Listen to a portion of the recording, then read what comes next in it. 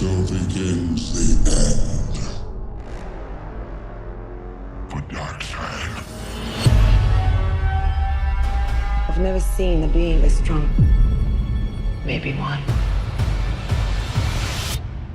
He's back. Zack Snyder's Justice League 4-hour cut is here, and one of the main questions surrounding this version is the Snyder cut better than the theatrical version we saw in 2017? Also, is there a future for another DC Snyder film? And was there really a need to reshoot chunks of this Justice League film and bring in Joss Whedon? I will answer these questions towards the end of the video. Welcome to my YouTube channel, The Movie Canon. I am Giovanny, and this is a spoiler review of Justice League, the Snyder Cut. And I'm dividing this review in 3 parts: the negatives of the film, the positives of the film, and my overall thoughts on the film, which will also include my answers to the questions I just asked a few seconds ago. But before we get started, I just wanted to remind you guys that the Funko Pop giveaway that I announced last week is still open. So if you have not subscribed to this channel and would like your chance of winning either a Justice League, Godzilla vs. Kong, or Scarlet Witch WandaVision Funko Pop, there is still time. Follow the instructions below. You must be a subscriber to the Movie Canon YouTube channel and have a mailing address within the United States. I will announce the winner either a week or 2 from now in a video like this one or on Instagram. So make sure to follow me on Instagram at the Movie Canon and on Twitter also at the Movie Canon. So with that being said, let's go ahead and get started.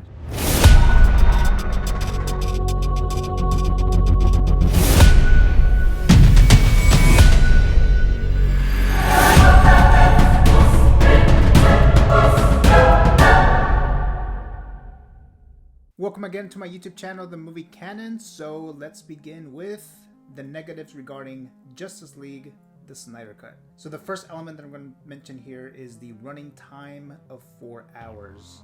While I understand that we need more character development, which is one of the positives, some of the good things about this film, I did kind of feel the length of the movie. I didn't think it was so long that I didn't actually sit through the entire movie in one sitting, which I did, but you could feel the length of the movie. It didn't really need to be that long. It probably could have been maybe like 3.5 hours long or so, and I think we would have gotten the same effect. So that's one of the negatives about the overall film.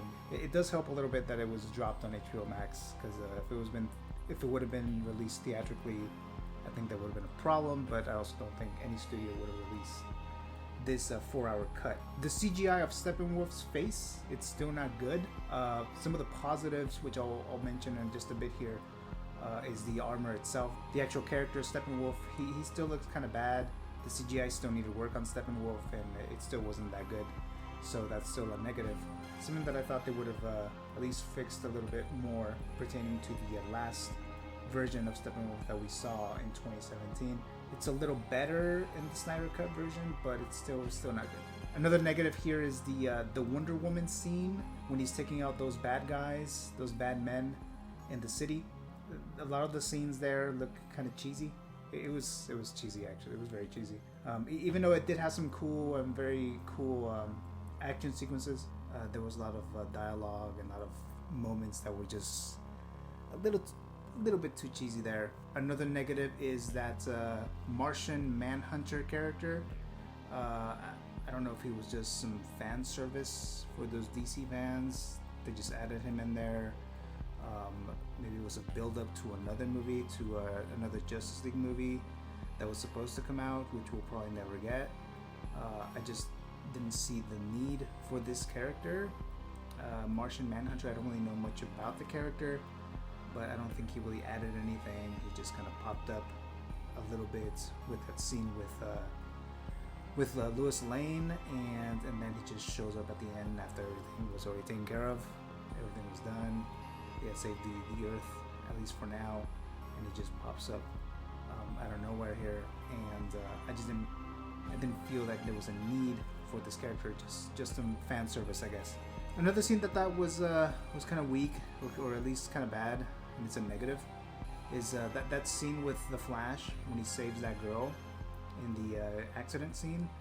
The truck driver, he drops a sandwich, and he's driving like in the middle of a busy city street, and he just leans under to reach for that sandwich that he dropped, and he's doing that for a while. He was in there for like maybe 30 seconds to a minute or so that he's just not paying attention to the road. I think that was kind of weird. I know it's a movie. There's a lot of stuff that is not realistic, but I mean, that part was kind of weak. Cause like, why would a truck driver lean under to pick up his sandwich that he dropped while he's driving in a busy street? And why would he still continue doing that, not pay attention in front of the road, and possibly kill who knows how many people in a very busy street? So I thought that was kind of weird. It could have at least it could have been edited a little better, or could have showed him like, oh, it was just a very quick reaction that the truck driver, leaned under to catch that sandwich or whatever. And since the flash moves really fast, it could have been slowed down so that we would still see the effect. But that looked like he was on the road in a long time, not paying attention to the road in front of him, and he's this commercial truck driver. So I thought that was kind of weird, but we needed it, I guess, for the scene. The overall scene was good. The sequence was pretty good, and it's in my positives, which I'll mention in just a bit here. The next thing here, this one is not so much of a negative, I guess, but I just found it funny that most of the other heroes get to a location of a conflict very quickly, while Batman is left behind. This is something that I kind of noticed in the theatrical version. There's only so much Batman can do in a battle with like Steppenwolf or Darkseid. He made his contribution to the effort though, but I just found it kind of funny that sometimes the Flash, Cyborg, Wonder Woman, Aquaman, they get to a certain location very quickly, and then we just see Batman show up like late to the party. Basically, he just pops up. At one point I was like, is Batman gonna show up like in an Uber or a taxi cab or something? Because it's like, well, he's human, he doesn't have superpowers, and I'm not really knocking down on Batman. I know he made his effort here in this movie. He did a lot, but I just kind of find it funny that he's usually like away from the actual fighting sequences, because he's basically fighting among all these godlike creatures, godlike villains. So it's just a human in the middle of this fight here. But I just thought that was funny. Not really so much of a negative. But next thing here, Darkseid. So he looks cool and all, but I didn't feel that they showed Darkseid to be a bigger or worse threat than Steppenwolf. He's the big creature, big guy. It looks like he's powerful, obviously, just like Steppenwolf. I just didn't see much of a bigger threat than Steppenwolf itself. It kind of seemed like maybe they were like equals in a way, if you know what I mean. I felt that maybe Thanos in the MCU seemed a little bit more powerful, a little bit more of a threat than the way they showed Darkseid. But that's just kind of what I took away from that. Another negative here is I still didn't like that scene with Lex Luthor and Deathstroke. It's a little different in this version, but I thought that scene was kind of weak. I don't like Jesse Eisenberg as Luthor, as I mentioned that in my last video. I thought he was miscast. He didn't portray the character very well. So obviously I just didn't really care for this scene either. And I don't really care too much for Deathstroke either. Now granted, I don't know much of Deathstroke, but just the look of him, the sound of him in the scene that we did see, he didn't really seem that fascinating to me, to be perfectly honest. But maybe in another film, if Ben Affleck had actually made that film, that Batman film, I'm sure Ben Affleck would have given him some decent dialogue, different stuff to do in that kind of film. But I'm not a huge fan of Deathstroke. At least I don't really care too much for him at this time. But that could change later on. Then we have the Joker scene. The Joker scene in the Zack Snyder cut. It felt completely out of place. We all know that this scene was added later, but it kind of shows. It didn't really need to be there, and it was a lame scene overall. But when I heard that Zack Snyder was going to add Jared Leto as the Joker in this Zack Snyder version, like that was one of the things that he was actually going to go back and shoot and add to this film, I kind of figured it's gonna be some unnecessary scene. It just felt like, okay, you just want to add the Joker in your film. Like, I get it. As a filmmaker, I would love to have added the Joker in a DC film that I would have made, but I didn't really need to be there. It was kind of weak, and didn't care for it really. The ending of this film seemed like it had multiple endings, and it seemed like Snyder wanted to squeeze in as much as he could in the last 10 minutes of the film, and some of the stuff that didn't really directly fit the narrative of the story of the movie we just watched. So like adding that Joker scene and that scene with Lex Luthor. I know that was the Lex Luthor scene was a post-credit scene in the 2017 version, but he just attached it to the third act or the last 10 minutes or so of the film. So it kind of didn't fit. It just kind of like prolonged the scene, the movie. The aspect ratio of the film, I didn't think it needed it for an HBO Max stream release.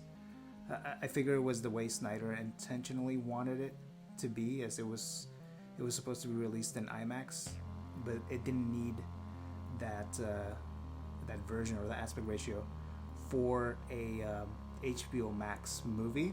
But it was only distracting like the first 10 minutes or so, then I just got used to it. So while I love the character development we saw for Cyborg in this film compared to the theatrical version, but while he was doing some things that help people, I thought it was kind of odd that he was basically like robbing a bank and hacking into systems to changing school grades for someone. So I thought that was kind of odd. Like, I understand that he was doing it to help people and all that stuff, but it's like, okay, I'm gonna go rob a bank, I'm gonna manipulate the system and change school grades to help someone.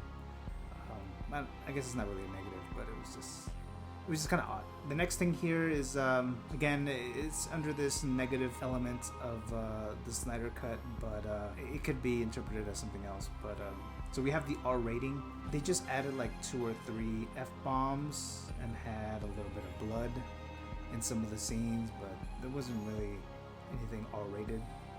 The R rating was just a gimmick for DC fans, I'm guessing. You cut like 10 seconds of the film and it could have been PG-13. I think it was just more like a gimmick, like, let me advertise this Snyder Cut. Oh, it's R-rated. This time it's R-rated. And they just added a few F-bombs and they just added like a couple shots of blood.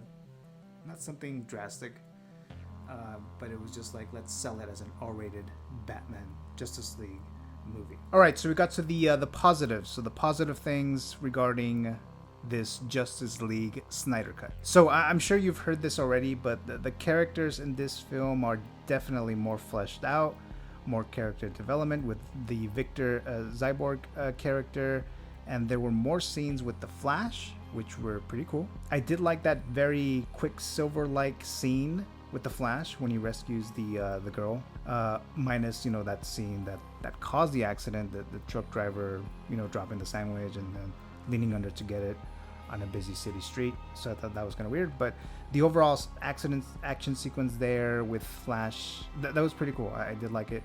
It did remind me of those Quicksilver scenes in the Fox X-Men movies. The opening sequence showing Superman dying in Batman vs Superman, echoing an effect that reactivated or woke up the mother boxes.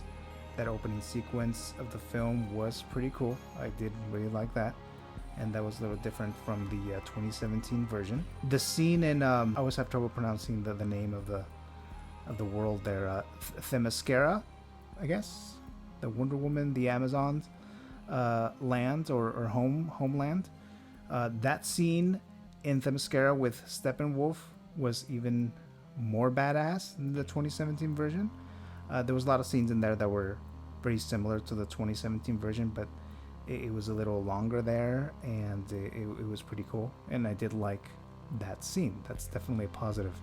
Then we also get this little history lesson with Darkseid, including the joint efforts to take him down. So that was a very cool sequence.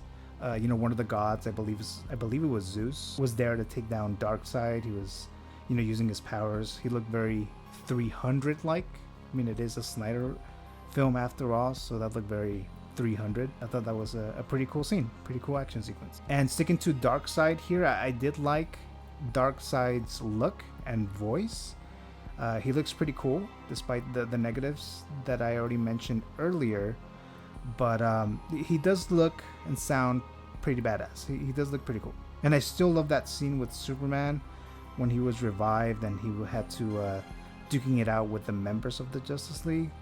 And I absolutely love that scene where the Flash thought he could sneak in behind Superman, and then Superman realizes or notices that the Flash is actually trying to get behind him, and then he just tries to like take him out while he's still trying to duke it out with Wonder Woman, Aquaman, and Cyborg. So that was still a pretty cool scene. That scene we did see in the Whedon version. So obviously that scene was all Snyder, even though it wasn't the 2017 version. That was Zack Snyder's scene there. I also like seeing more of Jeremy Irons as Alfred in this movie. In the 2017 version, you don't really see him as much. There's a lot more of him. So even though I already made my thoughts on the way Victor Cyborg helped people in this film, like robbing a bank or something, I did like the human side of his character, because his character is just him being all bitter and emo most of the film. So the fact that they added this to the Zack Snyder version does make him look a little bit more of a fleshed out character, just a little bit more likable. He is most of the time all emo, but there's a little bit more of like heart, I guess you can say. All right, so my overall thoughts on the film. So the Snyder Cut is a better film, as many others have said already throughout the internet, other movie pundits and reviewers. So that's true, at least for me. I believe that is true. Why is it better though? I think because we got more information about the characters we were just introduced, like Cyborg and Flash, and we get more of an idea as to why Steppenwolf is doing what he is doing in a more detailed fashion. Like we get more of a story as to the things that Steppenwolf is doing with the mother boxes, what he needs, what he wants, and why he's actually helping Darkseid, his lord or whatever, his master, why he's doing all those things that he's doing. And we get a little bit more details about that in this film than in the Joss Whedon version. So as I mentioned earlier, the film was super long. It's 4 hours. And while I felt the length, I did watch it in one sitting. I think that the film should have been released week by week, like it was once thought it to be.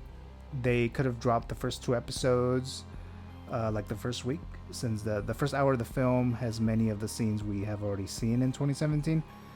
Then have an episode 2, and then have episode 2 and 3 in the following weeks. It might have been a better experience, I think, overall, and then later combine all episodes into the 4-hour film that we did get. And I think that would also help keep HBO Max subscribers for at least a month or two, depending on when they sign up, to watch the complete version of Zack Snyder's Justice League. But they decided to drop it into one film, 4-hour film, and whatever, they have the reasons, and now it's dropped. I just think some people were probably a little reluctant in watching the Snyder Cut film in one sitting. But I mean, I guess they could just pause it and divide it in a few days or whatever. But I think that would have been a better move. Do it week by week. So is there a future for another DC Snyder film? I think the answer to that is that I don't think so. I don't know how they can get Ben Affleck again as Batman for another Justice League movie, even though much was teased in the Snyder Cut film. Maybe another Justice League movie or two. I also don't see Ray Fisher returning as Cyborg with the drama that erupted over the Whedon shoot, so I don't see that happening either. I still think Zack Snyder wants to make those Justice League films, but I think that boat already sailed. Also, was there really a need to reshoot chunks of this Justice League film and bring in Joss Whedon? Frankly, I don't see why Warner Brothers wanted to do these reshoots and bring Joss Whedon to cut the film in half. The overall story of Justice League is the same. There are some scenes that Whedon added for the theatrical version that are not in the Snyder Cut, like the that Batman solo parademon fight at the beginning of the 2017 version. But the majority of the story is still there. I'm not sure if it was because after Batman vs Superman was received very poorly, both from the audience and critics. I don't know if Warner Brothers wanted to make these minor changes to wash away that Snyder taste from Justice League or something. Maybe they knew that doing this Whedon swap would result in public news coverage, that news that another director, not Snyder, was coming in to quote-unquote fix things up, and would then give the audience the confidence to check out Justice League after Batman vs Superman was received so poorly. I mean, that's really the only thing that I can really think of. I don't know, but I think it was kind of weird because there's no significant story change in the Snyder Cut Justice League to the Justice League version that we saw that had the Joss Whedon input. So I'm not sure what was going on there, but now we have these two versions, and I do think the Snyder Cut is a little better, more character development, more information that was missing from the short version, the 2017 12-hour version. It felt like there was stuff that was missing, there was gaps, and you can tell in that 2017 version. And this version of the Snyder Cut, now we get more details, and I think on that, I think it is better. So that's it for this Zack Snyder Justice League spoiler review. Make sure to subscribe to this channel for future content. I am trying to release more content lately since I am finished with school. So subscribe and hit the bell button so that you can be notified when I post new stuff.